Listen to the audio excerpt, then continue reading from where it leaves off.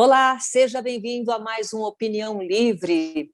Olha, hoje nós vamos falar sobre os sonhos em tempos de pandemia. A vida em isolamento há mais de um ano e essa dura realidade que estamos vivendo afetou diretamente a saúde mental da população brasileira, sendo os sonhos um dos importantes indicadores dessa realidade.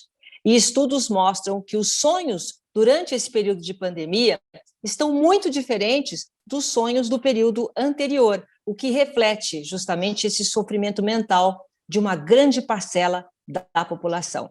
E essas são algumas das conclusões que pesquisadores de diversas universidades do país estão apontando. Nós sabemos que Freud, pai da psicanálise, foi quem nos revelou a importância dos sonhos, né? Então, por isso, eu convidei mais uma vez aqui para participar do nosso Opinião Livre a psicanalista Aline Reck Padilha Abrantes, para essa conversa sobre os sonhos. Muito obrigada mais uma vez pela sua presença aqui, Aline. Obrigada Silvia. É sempre muito bom poder colaborar, né? Levar alguma coisa para o público e trocar com você. Eu acho que a gente tem que começar, né, Aline, a gente entendendo realmente o que são os sonhos. Dá para saber o que são os sonhos? Então, o que eu posso lhe falar, né, com relação a partir da psicanálise, né, porque foi Freud, em 1900, né, olha quanto tempo, que realizou um riquíssimo trabalho, né, sobre os sonhos, que se chama A Interpretação dos Sonhos. Aliás, é um material, assim, que se você quiser ler, eu indico, porque ele é muito rico. O Freud trabalha com diversos sonhos nesse material, inclusive com sonhos dele mesmo, né? E foi aí que ele pôde dar um novo estatuto, né, aos processos oníricos, que são os processos do sonho, né? E descobriu que os sonhos são formações do inconsciente, né? Que nos sonhos há um trabalho muito intenso do inconsciente, né? Então, o que acontece nos sonhos, né? O que o Freud traz é que eles são formados por conteúdos manifestos, né? Que são lembranças daquilo que você viveu durante o dia, né, de coisas que estão, de certa forma, na consciência, no seu pensamento, né, algo que você vivenciou naquela semana ou naquele dia, enfim, que são os conteúdos manifestos, né, e que se associam, se articulam aos conteúdos latentes, que são aqueles que estão recalcados, né, que são lembranças infantis, né, ou até mesmo coisas que você vivenciou, mas que a sua consciência não elaborou, né, não foi elaborado pela consciência, e aí deixa rastros no inconsciente, né, restos, que vão ser, então, elaborados, trabalhados nos sonhos, né, então, tanto é que os sonhos, né, eles não são, você geralmente não sonha com pensamento, ou com alguma frase, mas é com imagens, né, são cenas, né, então, assim, as imagens, né, que são aquilo que é construído, né, pelo inconsciente no processo onírico, com os restos daquilo que você vivenciou, que está articulado com aquilo que está, né, de certa forma latente, recalcado no inconsciente. Aline, então não é o que a gente sonhou hoje, ontem, hoje, que fica armazenado. Pode ser coisa de uma vida inteira, é isso? Que fica guardadinho lá em alguma caixinha? Sim, o sonho, né? Então, vamos supor, você teve alguma vivência hoje, alguma coisa que aí no seu sonho aparece, né? Aquilo que você, algum recorte, algum pedacinho daquilo que você viveu, mas ele tá, né? Aparece de uma forma deformada, distorcida naquela cena, porque ele está também articulado, né? É uma formação de várias, né? De coisas que são inconscientes, que estão recalcadas mesmo, de vivências, de experiências, né? E principalmente o desejo, né? O desejo inconsciente, né? Que se articula com aquilo que você atualmente vive e forma, né? Aí faz a formação do sonho. Aline, o que há de revelador nos sonhos? Então, o que o Freud descobriu, né, com a interpretação dos sonhos, é que o sonho é a realização de um desejo que é sexual na sua origem, né, mas que se liga com um desejo pré-consciente. Então, algo que você deseja, né, que está pré-consciente aí na sua vida, né, que se articula com esse desejo que é inconsciente, né? Então, o que o Freud descobriu é isso, é que o sonho é a realização de um desejo inconsciente. No sonho, você está realizando um desejo que você mesmo desconhece, né? Ele é inconsciente, né? Então, é como se no sonho há uma certa satisfação desse desejo inconsciente, né? E justamente por isso ele aparece de forma deformada, né? Você já não teve sonhos que você acorda e pensa, nossa, que coisa absurda, o que é isso? Sem pé nem cabeça esse sonho, né? Porque assim ele é possível aparecer. Esse desejo inconsciente, que você não tem consciência dele, ele se alia, né? Ele se articula com desejos seus que você tem na consciência, que você tem atualmente, né? E assim ele é possível aparecer no seu sonho de uma forma deformada, para que você continue dormindo. Justamente o sonho acontece porque você está dormindo, né? Se você desperta, ou se você não tem um sono profundo, você também não vai sonhar. E você mesmo falou agora aí, em relação, muitas vezes a gente sonha, né, coisas sem pé nem cabeça, a gente ainda se pergunta, por que que eu sonhei com isso? Por que que hoje eu sonhei com uma galinha? O que tem a ver? Eu nem vi galinha. Quer dizer, da onde vem? Como é que a gente interpreta isso, esse sonho sem pé nem cabeça? Então, justamente por ser a realização de um desejo que é proibido, né, é inconsciente, ele é censurado, né? Se ele é inconsciente, ele está censurado, ele está recalcado, ele permanece recalcado, né?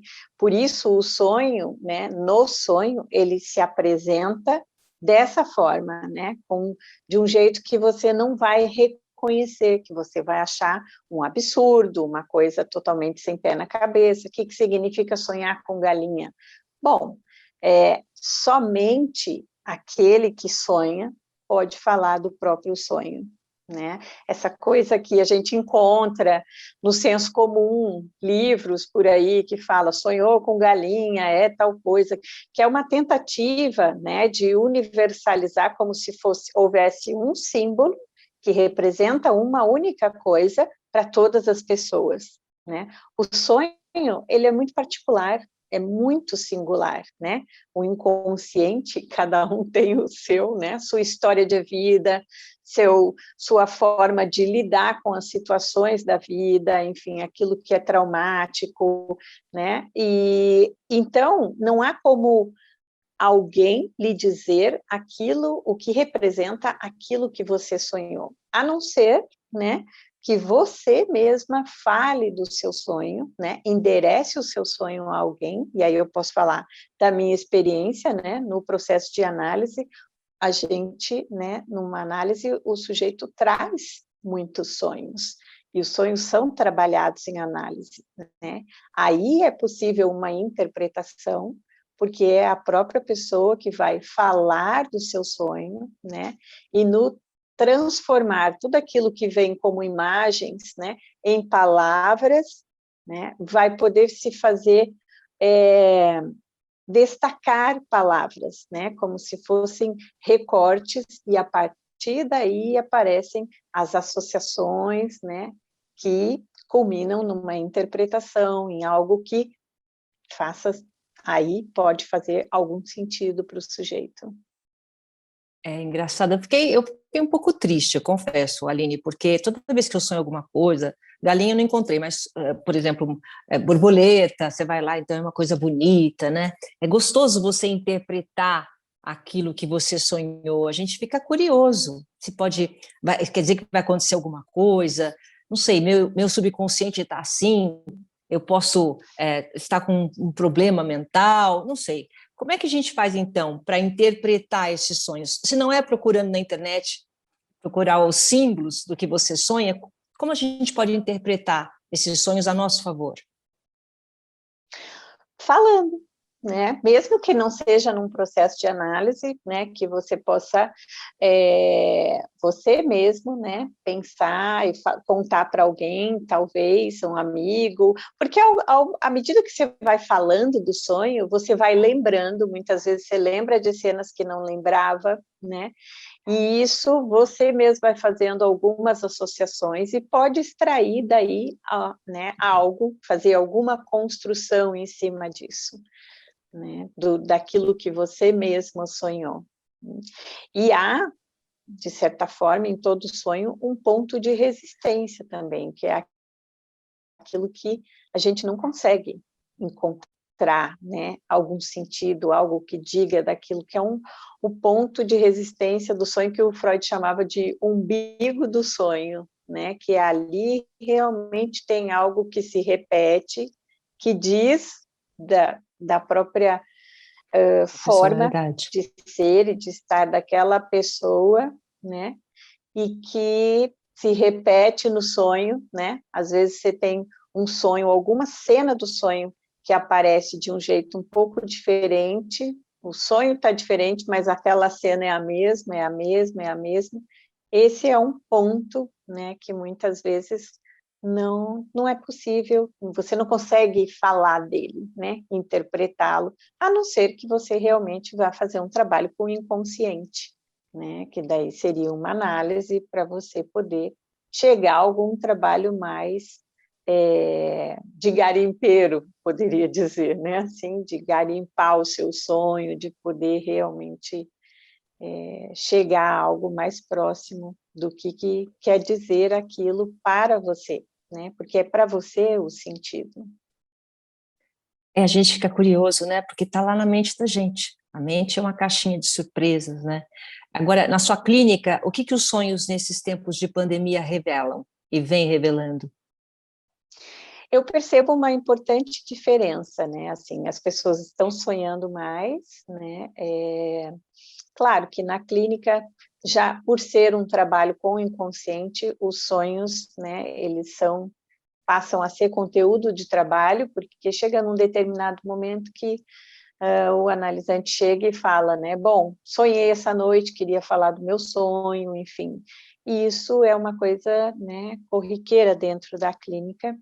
Então, o conteúdo do sonho, né, que é singular daquele sujeito, eu percebo que na pandemia tem algo também que se apresenta de uma forma que daria para se dizer coletiva, né?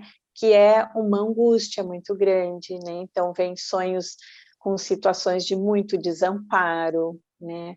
Sonhos de perseguição, né? Está sendo perseguido por alguém e não consegue encontrar uma saída, ou sonhos onde está encurralado, né? Chega numa rua sem saída, né? Que revelam toda essa situação, né, essa vivência de desamparo, né, muito grande que nós estamos vivendo, e acho que tem um ponto aí muito importante, que é o sonho, ele é feito de imagens, né, e nós estamos, né, pensando na pandemia, lidando com um vírus que não tem imagem.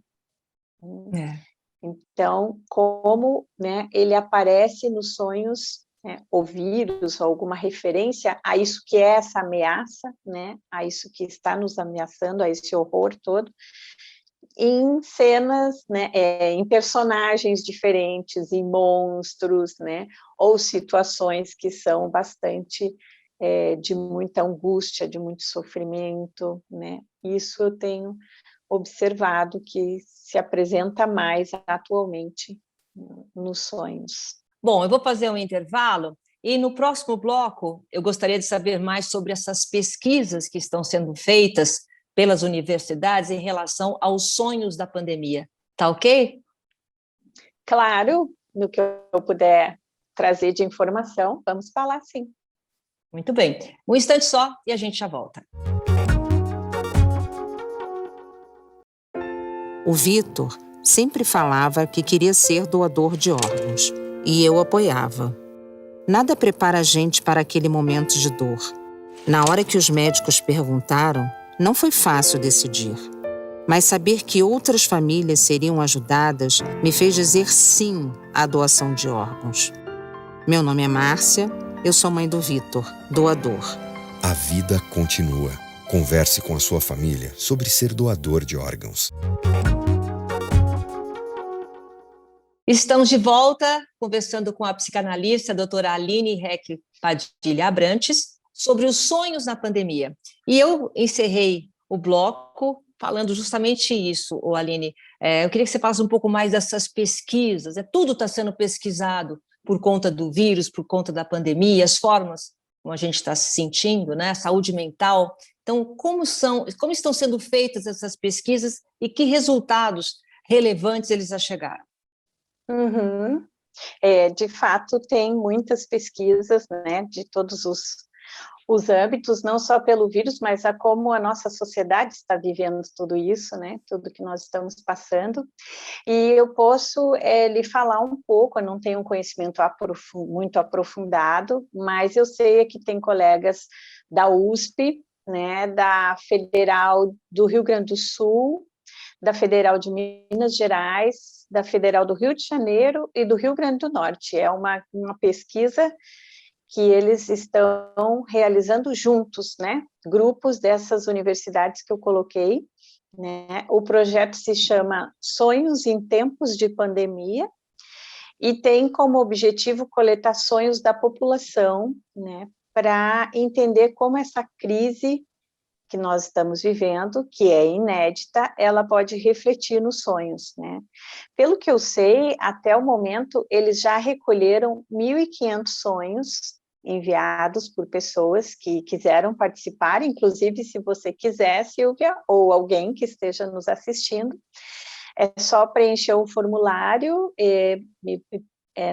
no Instagram, né? Tem um link na bio do Instagram, que é @sonhosconfinados. Né? Então, é só entrar lá, e aí você vai ver o formulário lá para você preencher e você contar lá seus sonhos, se quiser participar dessa pesquisa. Né? Então, uma das inspirações, eu li algumas coisas, né, sobre essa pesquisa, e eu sei que uma das inspirações desse projeto é o livro Sonhos do Terceiro Reich, que foi escrito pela jornalista Charlotte Beratti, e ela relata, né, o período em que Hitler chegou ao poder, né, de 1933 a 1939, quando começa a Segunda Guerra, né, ela se dedicou nesse período de 33 a 39, então um período muito próximo da guerra, né, ali já quando a coisa já estava, né, quase explodindo, e ela se dedicou a recolher os sonhos de pessoas,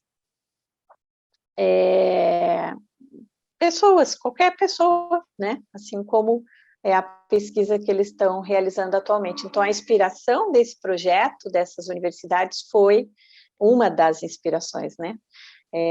Foi esse trabalho da Charlotte, né? E ela fez essa pesquisa, esse trabalho dela com 300 pessoas, né? Até ficou um período, isso ficou guardado, foi enviado para outros países, né? Porque na época ela, sendo judia, né? E tinha toda uma questão aí de um cuidado com esse material, né?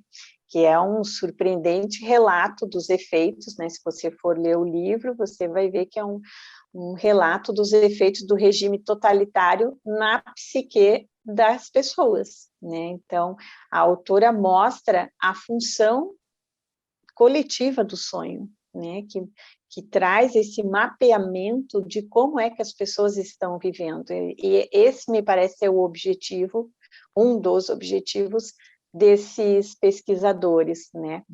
Então, aquilo que a gente está vivendo, né, que a gente vivencia, mas que a gente não dá conta de assimilar pela consciência, porque é muita coisa, né? Se a gente ficar olhando a televisão o dia inteiro, você vai ficar com uma angústia, né, tamanha que é insuportável, né? Então, assim, e isso aparece no sonho com mais clareza, porque os sonhos não têm censura, não tem julgamento, não tem lógica, né? É aquilo que a gente vivencia e que a nossa consciência não tem instrumentos para conseguir elaborar, né? Que requer o sonho, né? Ele tem, por não ter censura, não ter julgamento, não ter lógica, né, ele consegue fazer esse trabalho, né? Então, o livro mostra exatamente isso, que os alemães, eles começaram a perceber o perigo dos acontecimentos do dia a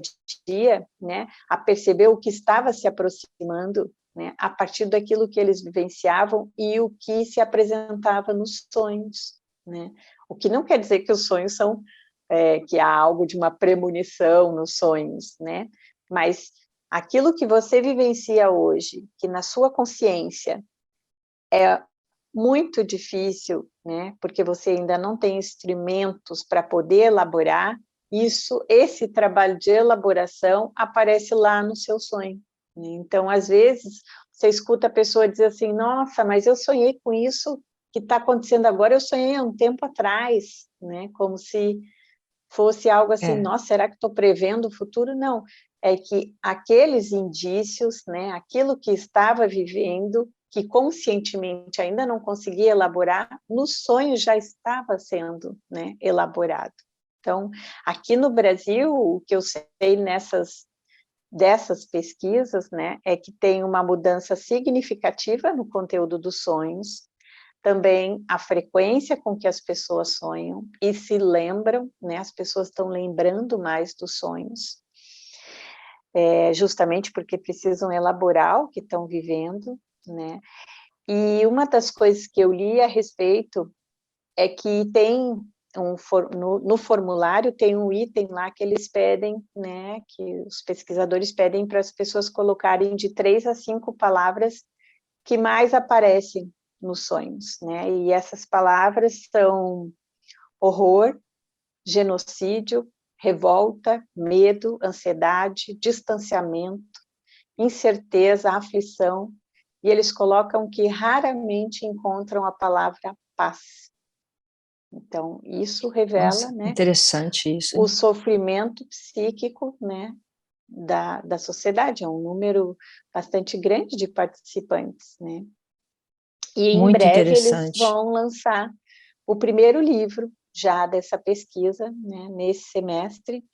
Um dos grandes, né, que estão encabeçando esse projeto é o professor Christian Dunker, que é daqui da USP, né, é um psicanalista bastante conhecido. Aline, mas o que pode ser relevante e essa pesquisa dos sonhos de outras pessoas para a sociedade? Então, isso é um mapeamento, né, que traz um pouco como um mapeamento, é um sinalizador de como que está, né, a saúde mental da sociedade, né, que traz como é que as pessoas, muitas vezes aquilo que a pessoa não demonstra no dia a dia, mas que aparece no sonho dela, né, aquilo que ela, esse sofrimento que ela tenta não transparecer, que de alguma forma, né, tenta resistir, assim, né, não, eu vou dar conta disso, eu não vou entrar nesse sofrimento, enfim, algumas pessoas entram de fato e outras no sonho se revela o quanto ela está sofrendo e que ela não, né, não admite. Esse é um ponto. Agora, no coletivo, eu acho que o principal é esse material como um memorial, né? Isso, tá. Ele Aí tudo bem. representa Uhum. a preservação da história, né? Porque isso traz a história. Os sonhos são as memórias contadas por diversas pessoas, né? É um testemunho, não deixa de ser, né? Na ordem que mesmo que você me diga, mas um sonho sem pé nem cabeça, bom, e o que nós estamos vivendo na realidade tem pé e cabeça, né? Exatamente, é. Não tem também, né? Então, assim, eu acho que esse material, assim como esse livro da Charlotte mostra, né? É um memorial de uma época, né? Muito importante e que a gente precisa reconhecer e preservar, né? Porque independente de o momento atual ser bom ou ruim, e principalmente por ele ser um momento muito sofrido, né? Um momento horrível para todos nós, ele precisa ser lembrado, né? Ele precisa ser recordado, né? Para que a gente possa, no futuro, né, fazer algo diferente. Quando é Aprender, né? recalcado, Aprender. esquecido, apagado, né? Aí a gente cai na repetição, né? Porque tudo que é recalcado retorna. E aí você repete a história, né? Porque esqueceu do que viveu no passado. Então, eu acho que os memoriais, né? E aí esse, para mim, é um memorial, ele tem essa riqueza, né? E essa importância que é a memória de uma história, né? E que efeitos teve para a sociedade. Então, no futuro, com certeza, será. Com Já certeza. né? Um rico material. E mudando um pouquinho, saindo para o outro lado das crianças, né? Porque durante essa pandemia, nossos filhos ficaram aprisionados, né? E muitos pais reclamam de pesadelos. Pesadelo é diferente de sonho, ou não? Ou é a forma que se expressa a criança? Queria que você falasse um pouquinho desses pesadelos, principalmente das crianças. Uhum. A gente costuma usar mais pesadelo quando se refere às crianças, mas os adultos também têm, né? Os pesadelos, que são os sonhos considerados assustadores, sonhos que trazem medo, né? Quando a gente pensa nas crianças, e muitas crianças se acordam, ou até não querem dormir, né? Chega a hora de dormir, não querem dormir porque tem medo de sonhar, de ter de novo aquele pesadelo, né, o medo de se encontrar com aquele monstro, né, no decorrer da noite. Sim, as crianças também, né, eu trabalho com crianças e as crianças também estão tendo muitos pesadelos, né, porque estão se sentindo ameaçadas, desamparadas, né, estão vivendo tudo isso, que de certa forma, né, a sociedade, está todo mundo vivendo, as crianças não estão isoladas disso, né, pelo contrário, muitas vezes as famílias até não falam tanto, né, abertamente sobre o que estão vivendo, e aí a criança sofre em silêncio, né, e no sonho dela aparece, né, um medo de morrer, né, ou alguém que morreu da família, ou um monstro que veio e pegou alguém da família, ou o monstro vai vir pegar ela, né? Vamos pensar que poderia ser o monstro, essa figura, né, o vírus. Que é horrível, é verdade. Figurinha ou feia. Exatamente, então é um jeito de colocar uma imagem para esse que não tem imagem, né? O sonho faz isso, né? Para esse vírus que não tem imagem, mas que é tão ameaçador. Então, é claro que as crianças estão tendo muito pesadelos. A gente está terminando o programa, eu queria que você desse alguma dica para a gente. A gente tem que acordar e escrever logo o sonho para se analisar. O que a gente tem que fazer com os nossos sonhos, Aline? Se você lembrou, né, isso eu acho muito importante, assim, quando se lembra do sonho, né, se você gosta de anotar, quer, né, anote seu sonho, sim, para que você, porque um tempo depois, passado 1, 2 horas, você já não vai lembrar mais, né, a lembrança de um sonho é uma coisa assim, é uma fração de segundos, né, você acordou e daí vem, às vezes vem só um recorte, só uma coisinha de nada, né, e depois, se você anota, depois quando você retorna ali na sua anotação, você vai talvez lembrar de outros trechos do sonho, né? Vai poder trabalhar, né? Pensar, falar desse sonho, fazer algumas associações, se você faz algum trabalho, né? Com o seu inconsciente, faz análise, alguma coisa assim, você pode levar ao sonho, né? Enfim. Tá certo. Olha, Aline, muito obrigada mais uma vez pelas suas explicações, pelo seu carinho aqui com a gente, sempre atendendo bem a gente. E fica aqui, né, a dica para as pessoas, independente de qualquer coisa, hoje em dia o importante é dormir. Se você conseguir dormir, já está ótimo, né, Aline? É verdade. Se sonhar, é porque teve um bom sono. Tá certo. Super obrigada, viu, Aline? Obrigada eu, Silvia, pela troca e, bom, até a próxima, estou aqui. É isso mesmo. Muito obrigada a você que acompanhou a gente aqui. Até o próximo Opinião Livre. Tchau.